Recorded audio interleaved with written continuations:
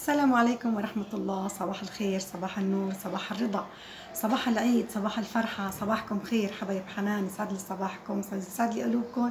كيفكم؟ شو أخباركم؟ كتير اشتقت لكم وكتير بحبكم وكتير بدعي لكم، وخاصة ما تنسوني من حسن دعاكم. إن شاء الله كل عام وأنتم بخير يا رب، كل عام وأنتم بفرحة، كل عام وأنتم إلى الله أقرب، كل عام وأنتم منورين بيوتكم وبعافيتكم وبصحتكم، لأنه الصحة والعافية هي الكنز الوحيد بهاي الدنيا. الله يديم عليكم صحتكم ويديم علينا وعليكم الصحة، ويديم علينا الثبات في الدين والطاعة. أنا كتير آسفة لأنه بيتي بصراحة قريب على الشارع، فبس حبيت إنه أطلع هيك بوشي وعيدكم، لحتى اللي عم يقولوا لي اشتقنا لك واشتقنا إنه نشوفك. إي والله وأنا كمان اشتقت لكم وبتمنى أشوفكم وحدي وحدي وضمكم هيك.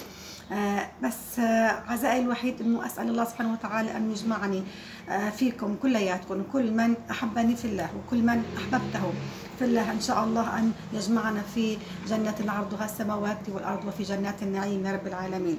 طمنوني عنكم حبايب حنان، كيف كان صيامكم؟ كيف كان قيامكم؟ كيف كانت قلوبكم مع الله سبحانه وتعالى؟ يا رب تنعد عليكم، وفرحوا على قدر ما فيكم، افرحوا على قدر ما فيكم، استغلوا لحظة الفرحة، استغلوا لحظة العيد. حتى بعد ما يخلص العيد حاولوا انكم تخلقوا الفرحة، تخلقوا السعادة، تخلقوا اللمة الحلوة. انا هي دائما كررها ودائما انا هي بقولها، انه حتى لو ما في اي مناسبة حاولي انك انت تخلقي مناسبة لبيتك ولاهل بيتك ولاسرتك، من الموجود، من الشيء اللي انت امكانياتك بتسمح لك فيه. اعملي لمة، اعملي سهرة، اعملي جو، حاولي انك تغيري جو.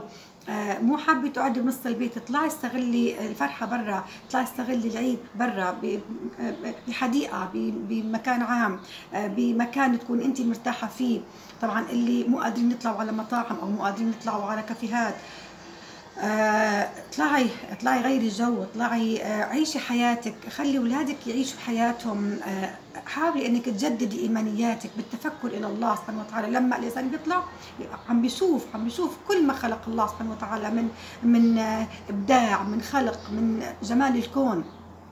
تفكري بانه لهذا الجمال ولهذا الابداع كلياته رب عظيم هو الله سبحانه وتعالى. فهيدي كمان عباده، وهي كمان طاعه لوجه الله، وبنفس الوقت هي انت عم ترضي ربك برضائك لاولادك، لزوجك، انك انت عم تخلقي جو حلو لبيتك، لاولادك، سواء بالعيد او بغير العيد.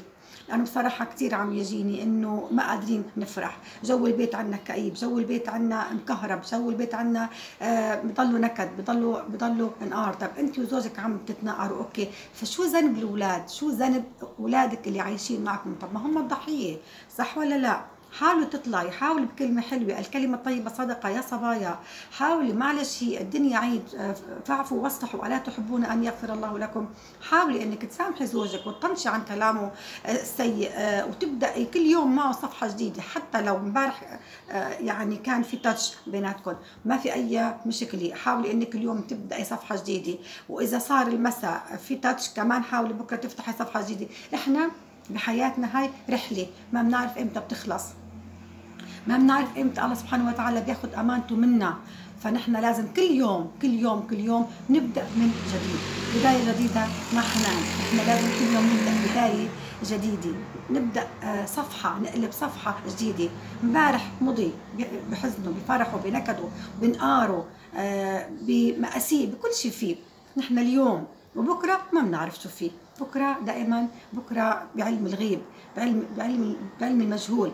لكن نحن ايماننا بربنا وتقوانا بالله سبحانه وتعالى انه ظننا بالله خير، ان شاء الله بكره حيكون افضل من اليوم، افضل من امبارح.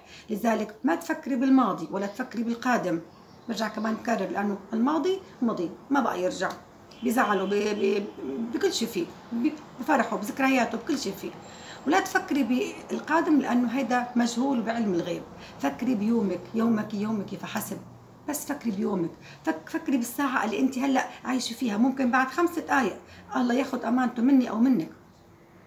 خلينا نعيش ايامنا كلياتها فرحة، خلينا نعيش ايامنا كلياتها سعادة.